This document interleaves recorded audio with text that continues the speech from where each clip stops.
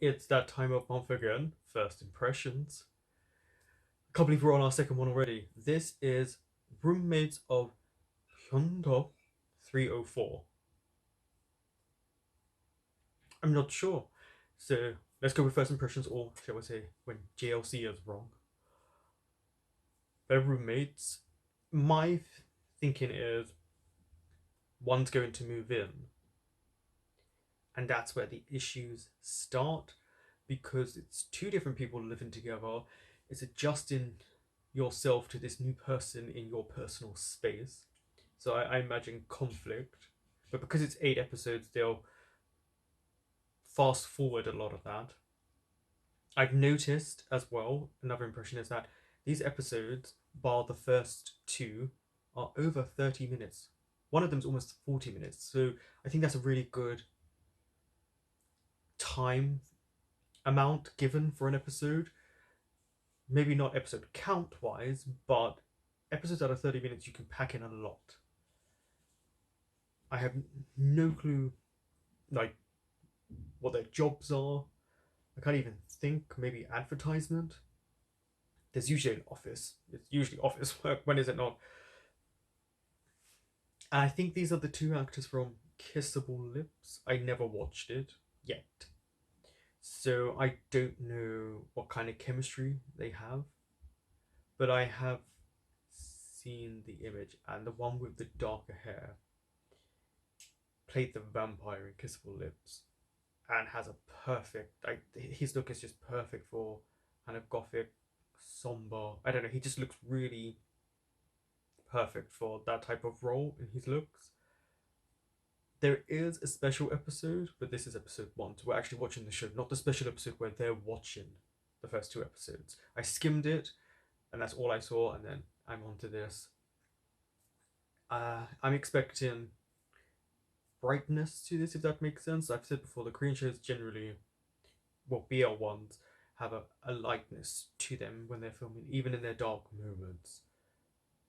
Uh, and a mixture of it being filmed in the day and night, which I think, to be honest, is every show. I quite enjoyed that. I, like, again, it's hard with the title to know what's coming, but because I really can't remember their names right now, um, I'll have to look that up. The one with black hair comes from money. I'm not sure why he's decided, or it's been forced by this other, because the hotels were all booked up. Seems like he's been forced to move out, and I don't know if maybe his parents are like, stand on your own 2 feet. You're a successful businessman, or you're spoiled. But he has quirks. He has little things about him, like the shower head has to be a particular pressure. He overreacts to things. There's definitely that slight slapstick of comedy, but it's not over the top. But it relays more into his emotion and his quirks and things that he does. Yeah, he's very rude, clearly, but that could be attributed to how he was raised. Uh, if he's had people do stuff for him, and then the one with the brown hair who already lives there, I'm intrigued by his character too because he's new to his job. We also got the sense of a sort of relationship with someone, but not fully there and developed. Maybe they're seeing one another. It's not strong yet. If there is one, or it's an ex. He's got a friend who scammed the one with black hair.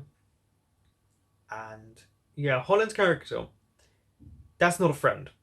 Like, you don't do that to your friends. So in first impressions, he, weirdly enough, is not really disliked by me that much. It's just, he's a bad friend. I don't know how to explain his character. I didn't feel, I don't know. I expected him to scam because he mentioned about getting the present, things like that. But I want to hopefully see him in it more. But I want to see how he apologizes. I genuinely like the the way it's filmed. It just is not overdone. It just feels very natural.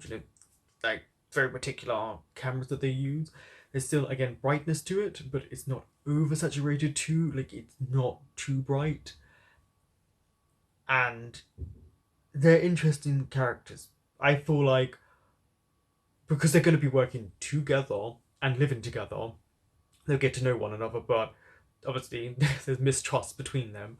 I do wonder if they aren't being demoted, but actually he wants who is valued as the best from each unit or sector to come together to build a new unit, a new team, possibly. And yeah, I quite liked all the characters. Like, we didn't get to know too many people in the workplace. Their personalities a little bit at the end. Kimbina, I like her, but I need to know more. And then the two leads, yeah, I quite liked their dynamics because it's technically not an enemies to lovers trope, kind of. It's more of a you annoy me, we have to live together, and let's see where it develops, and maybe it goes into romance. I do want to see more of this. I felt it kind of gave you enough, especially for the one with brown hair, um, because he had definitely a good storyline going because we showed work, he's new there, his relationship, and then the roommate, and the fact that it not focused on the office space. Yeah, it was prominently or predominantly at the house, and a really nice looking house, by the way. For that, I can't get over. Oh, that's all it is in rent. I can't get over that. A month. Like, I think we all need to go live there. It may be on the outskirts. I don't care. That's all it is. But then again, I don't know what the monthly wage is. It left me wanting to know more, and I actually think it did a good job for a first episode.